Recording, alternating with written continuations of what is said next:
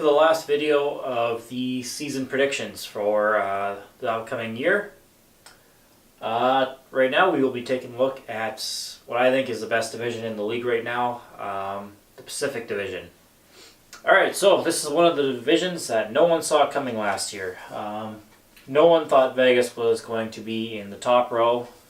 They probably expected them to be somewhere around this area, down over here. No one thought they were going to finish first. No one thought they were going to make the playoffs. No one thought they would have the year that they did. Can they repeat that? I doubt it. But they did finish first. Anaheim finished second. San Jose third. LA fourth. Every team on the top row here did make the playoffs last year. Vegas did beat two of them. And none of these teams on the bottom did make the playoffs. Calgary very well could have, if not for that Mike Smith injury. McDavid did his best to try to drag the Oilers to the playoffs, even though they didn't want to go. And Vancouver and Arizona were a bit of a disappointment. Arizona more so than Vancouver. People kind of knew Vancouver wasn't going to be that great, but the Coyotes had brought in Antti Ranta, Derek Stepan. They thought that they were taking the right steps. Didn't quite work out for them. They got off to a horrible start. But we're going to start off with the season predictions. I just want to stress that I did make this prediction list about an hour before the Carlson trade announcement. I said that I had Ottawa down at the bottom in the Atlantic Division, and that did not change once the Carlson trade was announced. I did have San Jose at number one, finishing first this year in the Pacific before the Carlson trade, and that only helps. I really think they're going to finish first now.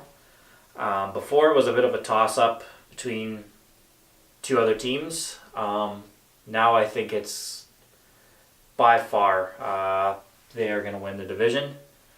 That would be the only team out of all of the 31 teams that I'd be confident in my pick if Karlsson can stay healthy. They have the two best right-handed shooting defensemen in the NHL in Brent Burns and Karlsson. I know the right-handed shooting defenseman in LA might have something to say about that. They are definitely the top three, though. So San Jose will finish first, without a doubt in my mind. Next, for finishing second, I am taking the Oilers. I don't think they're going to struggle like they did last year.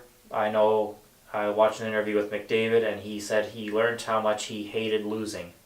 And that's kind of a scary thought, that he is kind of angry and he's kind of going to be playing with a chip on his shoulder this year.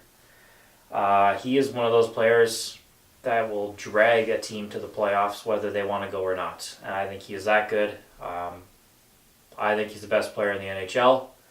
I think he's gonna drag him there regardless. And I think they will finish second. Third, I was thinking that they wouldn't even make the playoffs. Maybe they might have that big of a dip. With some of the offseason moves, especially the Pacioretty deal, I think Vegas will come in third. I think it's very respectable. I don't think they're going to have the year that they had last year. I think the expectations will be lowered a little bit, just because I think a lot of people kind of expect them to take a step back just because of how great their first year was. I hope Karlsson can get to 30 goals. I think Marchessault should get 60, 70 points. Pacioretty, I think, can get 30 goals. They don't have to deal with the Tatar contract anymore. He just wasn't fitting in there. So I think they have, more than enough to go on another decent run as well. And I do think they're going to finish third. Fourth, they're not changing. I'm keeping LA at fourth like they finished last year. I'm very curious to see what Kovalchuk is going to bring. I know he still played very, very well in the KHL, with the exception of, I think, 2 years ago when he got benched. But after that, he was very, very capable player over there. I know it's a completely different league. As much as I love the KHL, I know it's a very, very different style of hockey as well. I think he should still fit in. He's not that old. He's only, 35 or something, so it's not like it's out of the question that he can put in 25, 30 goals. Definitely will be spending all his time on the power play, though, I would imagine. Number 5, again, not changing from last year. Calgary. I think they will be competing for the playoffs all year. James Neal is going to be very key, depending on how he plays. If he shows signs of slowing down, they might struggle. If he shows signs that he's still the real deal, they're going to be fine. And the replacements for Dougie Hamilton, the trade with Carolina, that'll be interesting as well. I think they'll be fighting for the playoffs. Number 6, I also think they're going to be fighting for the playoffs. Coyotes. I think they should be better than they were last year. I would love to see them make the playoffs and surprise people again. They just made Oliver Ekman-Larsson the captain today. Perfect choice, really the only choice. Again, I've said it a million times, goaltending. If Antti Ranta can stay healthy and do what he did last year, he could be that player that drags the Coyotes to the playoffs, whether they want to go or not. I think Dylan Strome is kind of the X factor on that team. Is he Dylan Strome that played with McDavid, or is he going to be a bust? I don't know. I hope he plays good. I think Grabner could bounce back from his terrible time in New Jersey. At least I hope he does.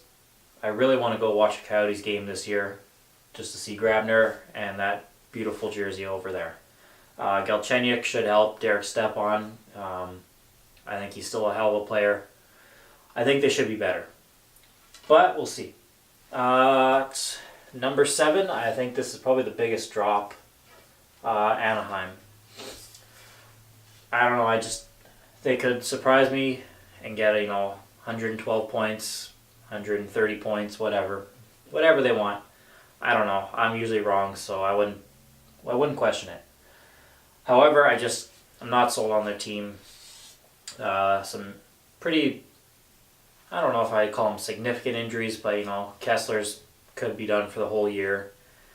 I don't know. I'm just not sold on them. I think they're going to step back more than any other team. I do like a lot of their players. Lindholm, Fowler, really good. Andre Casa, he's awesome. Corey Perry can still score. Getzlaf can, do Getzlaf-like things, and who knows? They could very well make the playoffs. I just don't see it personally.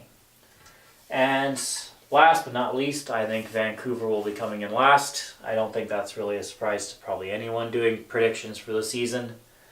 I would imagine that's going to be a very common thing. I hope they don't rush a lot of their players that they've drafted. The Sedins are gone. UC Jokinen's gone. He played a very key role down the stretch. At least for me anyway. He was very good. Markstrom, he's fine in nets. I like Sven Barchi. Horvat's solid. Brock Besser is unreal. I think they're in the right direction, but I think they're still a little ways away. I think they're probably another solid couple prospects away from truly kind of putting the finishing touches on their rebuild. I think they're kind of right smack in the middle of the rebuild. I think they need to embrace it and just kind of go with it, suck for the next year, try to get a good pick, and go on from there. So that wraps up my season predictions. Like I said, I know I'm probably going to be wrong on about 99% of these. The only one I have any confidence in is San Jose.